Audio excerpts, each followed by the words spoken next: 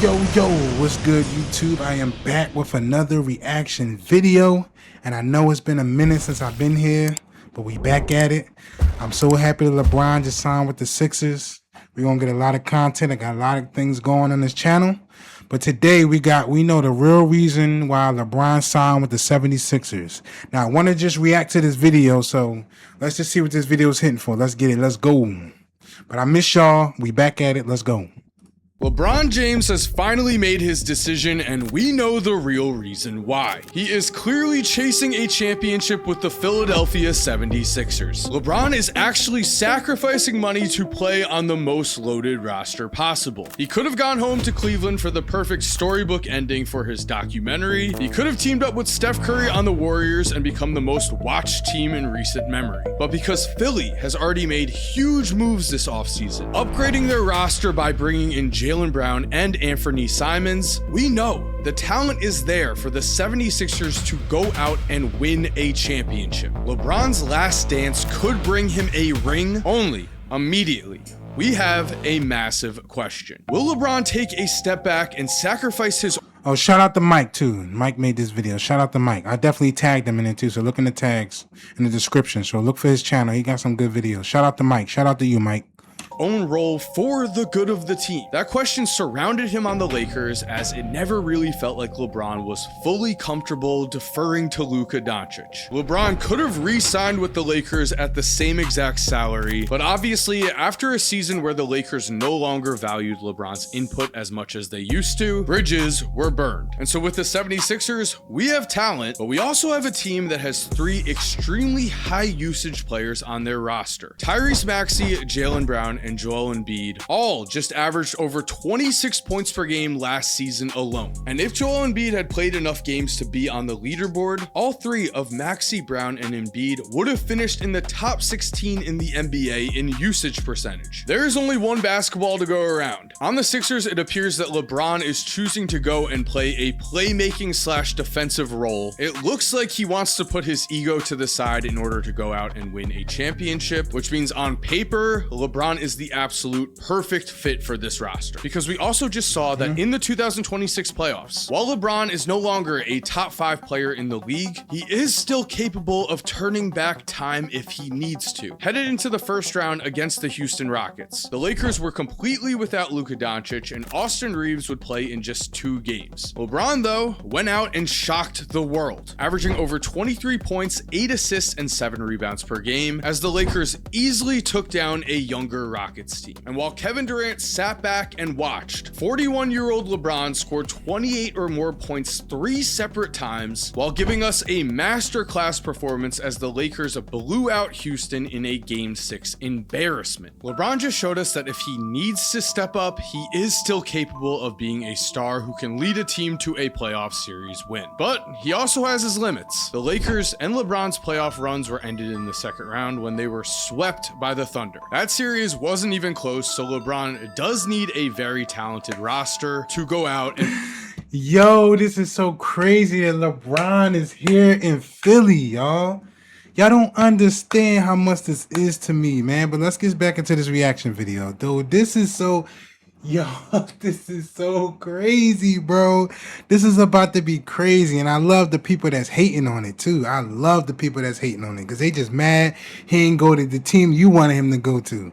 This is so crazy though, man. Win a championship. But if we're being honest, that is also where the questions with Philly only grow louder. We of course cannot ignore the fact that Joel Embiid is one of the biggest injury risks in the modern NBA. When he plays, Embiid is still an all-NBA quality center. There's no doubting that. He just averaged 24 points, 7.3 rebounds, and 4 assists per game in the playoffs. He led the Sixers past the Celtics in Game 7 with 34, 12, and 6, except Embiid was only healthy for 7 playoff games. And he also played in just 38 games. Yo, I just know Embiid better get himself right, bro. He better not, Embiid better get himself right this year. He better get himself right and ready, bro. games this season after playing in 39 games in 2024 and just 19 games in 2025. We can't see into the future. We don't know if Embiid is going to stay healthy or if he's going to be injured for the playoffs. It is promising that he's slimmed down, but his knees have been taking some wear and tear for a long time. It is very unlikely that the Sixers go out and win a championship if they don't have Embiid on their roster, as currently their options for backup center are not great. But if Embiid is able to stay healthy, we still also need to ask ourselves, is this team enough? Will LeBron actually be willing to be the fourth option on a championship roster? It's here where I want to talk about one of the most promising signs for Sixers fans. LeBron's passing was proven to be elite last season. We know throughout his career, LeBron has been one of the best passers we've ever seen. And in 2026, according to Crafted NBA, LeBron finished in the 95th percentile or above in both passer rating, which judges the quality of a player's passes, and creation percentage, which shows us just how many open shots a player creates. So if LeBron takes on that passing, playmaking first role while he also focuses on defense, again, he will slide into this roster perfectly. Only we can't ignore that LeBron still had a usage percentage of 27% last year, which was good for 24th in the NBA and was ahead of Austin Reeves. The question is, how will he feel deferring to guys like Tyrese Maxey and Jaylen Brown? Jaylen Brown has gotten a tremendous amount of hate this offseason. Not only did he go and make huge headlines when he said that his favorite season was this past year, the season where he got the ball the most, where he shot the ball the most, which resulted in a first-round exit for Boston. We would think that the Boston Celtics championship run would be his favorite season, but I guess not. Also, the analytics community has completely turned on Jaylen Brown. One team's analytics department even went as far as to say that we view him as a 7th best player on a team. The drama didn't stop there. It was reported that people were getting tired of Jaylen Brown because he always sees himself as the smartest guy in a room, and that also he acts that way. But I want to ask you, are we really going to pretend like Jaylen Brown was not the 2024 Finals MVP? Even if you do think Jason Tatum should have won that award. In the 2024 Finals, Jaylen averaged over 20 points, 5 rebounds, and 5 assists per game, while on defense, he locked in and was an absolute menace. At the very least, he is giving Philly an all-star level player who might be even better than that, and who also already knows what it takes to win a championship. And LeBron might be the...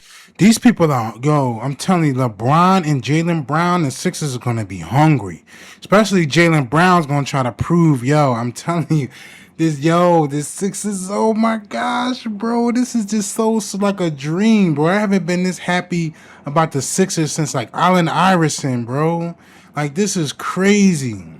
Key to the locker room here. It is very doubtful that Jaylen is going to clash with LeBron. It could happen, it is a risk, but the smartest guy in the room act might be done here. I will say though, the 76ers questions just keep popping up. Right now, they don't have the most depth on their team for a regular season roster, but their depth is good enough for a playoff roster. So I have to say, one of my biggest questions is, can Tyrese Maxey take another leap? Because Tyrese might be one of the most underrated players in the NBA today. At just 25 years old in a league loaded with talent, Maxey was third team All-NBA and put up unreal numbers, averaging 28.3 points, 6.6 assists, 4.1 rebounds, and 1.9 steals a game in the regular season. If you were to take those numbers and put them back in 2005, Maxey would have won the NBA's MVP. Now, obviously, we are in an era that is much higher scoring. It does need to be noted, though, that Maxey will only be 26 years old next season. He is still entering his prime. But again,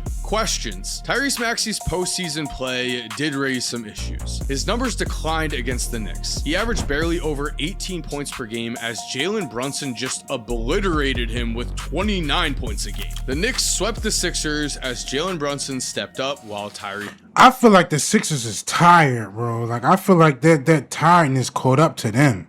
That's what I feel like. I really feel like the Sixers got tired. Like, I think they gassed out, but it should be a little different now. We got Jaylen Brown. Some people should get some little bit of weight off of him, especially Embiid. Like, Embiid got to play his game, but some people should get some weight off of them. I don't know. We'll see.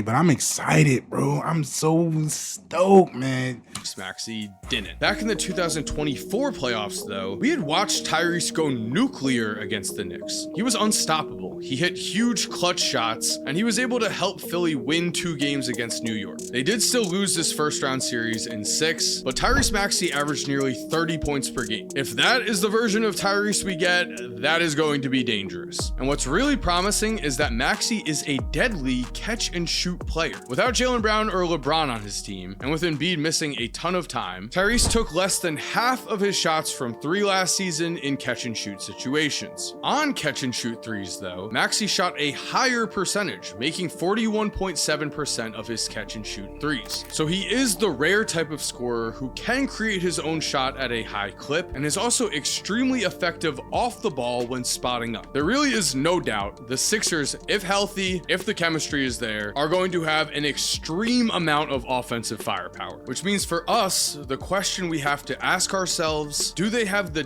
defense to actually go out and win a championship? Let's remember, the Sixers have never even reached the conference finals in the Joel Embiid era. The process has been a complete failure so far, but now LeBron gives this team the biggest swing they could possibly take. They could right all of the wrongs of the process, and by winning a championship, turn everything this is just like, I could never imagine. It's like a dream. LeBron coming to Philly.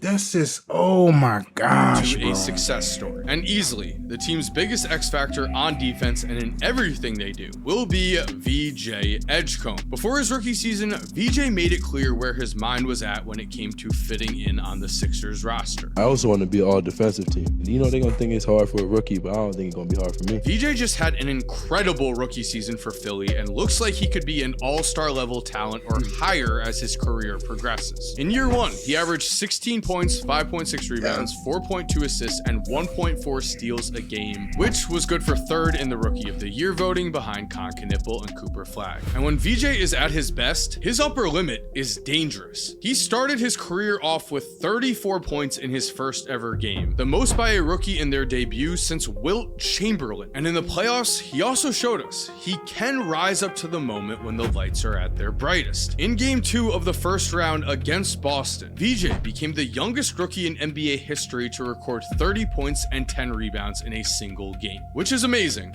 But with this much offense already on the roster, the biggest question for VJ is going to be, can he become that all defense stopper that he said he wants to become? VJ was not all defense as a rookie. Crafted NBA shows that his defensive stats were solid, but they weren't anything amazing. He was in the 74th percentile in deflections and 66th percentile in their own defensive plus-minus formula. So the potential for VJ to be a defensive star is there, his mindset is there, and the opportunity is there, because VJ in year 2 will actually be able to take on a less of an offensive role this season, with Jaylen Brown, Anthony Simons, and of course LeBron James added to the roster. And if there's one thing we know for sure, the Sixers are going to be looking at this season as a championship or bust scenario. Joel Embiid's health is hanging on by a thread. LeBron did sign a 2-year contract, but he has a player option that gives him an out after 1 season, and he might also choose to retire after this year. The time for the 76ers to win a championship is right now. If LeBron fully buys into their system, if the chemistry can gel, if they can stay healthy, the Sixers will be tough for anyone to beat. But we also have to admit,